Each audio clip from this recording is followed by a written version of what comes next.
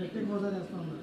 మరి 5 సంవత్సరాలు ఒకసారి కూడా జగన్ గారు కానీ ఆ క్యాడర్ కానివ్వండి మీటింగ్ పనిచేసిన 2014-19 మధ్య మీకు గుర్తుందో లేదో ఎంపీలతో రాజీనామా చేయించారు జగన్ గారు కదా. మేమేమి కూటమిలో భాగస్వామి కాదు. 2019-24 మధ్య వినండి మీరు వినండి. కూటమిలో భాగస్వాములం కాదు మేము.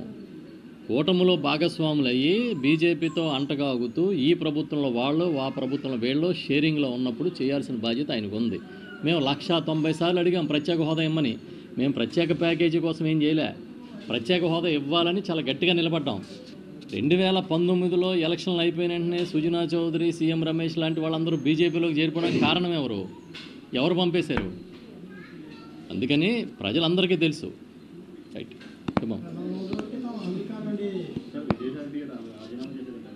చాలా రోజులైంది కదా విజయసాయి రెడ్డి గారు రాజీనామా చేశారు, రాజకీయాలని వదిలేస్తున్నానని చెప్పారు, వ్యవసాయం చేస్తానని చెప్పారు.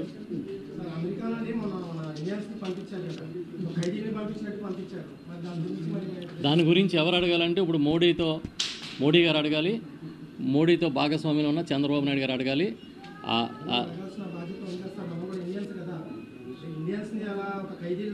నూటికి 100% అలా పంపకూడదు.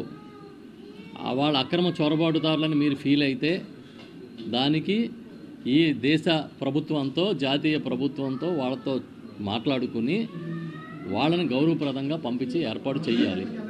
అవును, మేమేం చేస్తాం స్వామి? అధికారంలో ఎవరున్నారు? మీరు ఎవరిని అడుగుతున్నారు? మీరు కాదు మీరు ఎవరిని అడుగుతున్నారు? అధికారంలో ఎవరున్నారు? జగన్ గారి కెపాసిటీ ఏంటో చెప్పనా? 2018లో పాదయాత్ర చేస్తుంటే శ్రీకాకుళంలో 22 మంది మత్స్యకారుల్ని పాకిస్తాన్లో ఆపేశారని, అక్కడ అరెస్ట్ చేసి లోపల పెట్టారంటే నేను వచ్చిన తర్వాత తీసుకొస్తానని చెప్పి ఒక టీముని పెట్టి పాకిస్తాన్ నుంచి 22 మంది మత్స్యకారులని సురక్షితంగా భారతదేశానికి సురక్షితంగా తీసుకొచ్చి శ్రీకాకుళంలో వాళ్ళ ఇంటికి అప్పచెప్పి ఒక్క కుటుంబానికి 5 లక్షల రూపాయలు ఇచ్చారు. అది జగన్మోహన్ రెడ్డి గారి మార్క్. అదే ఇవాళ తండేలు అని ఒక సినిమా తీశారంట. అది రియల్ స్టోరీ. అది జగన్ కెపాసిటీ. పాకిస్తాన్లో వాళ్ళనే గౌరవప్రదంగా తీసుకొచ్చింది జగన్ అయితే, చంద్రబాబు నాయుడు గారు ఇవాళ వరకు ట్రంప్ గారు మీరు తప్పు చేస్తున్నారు, ఎందుకు స్టేట్మెంట్ ఇవ్వలేదు? అది అడగండి.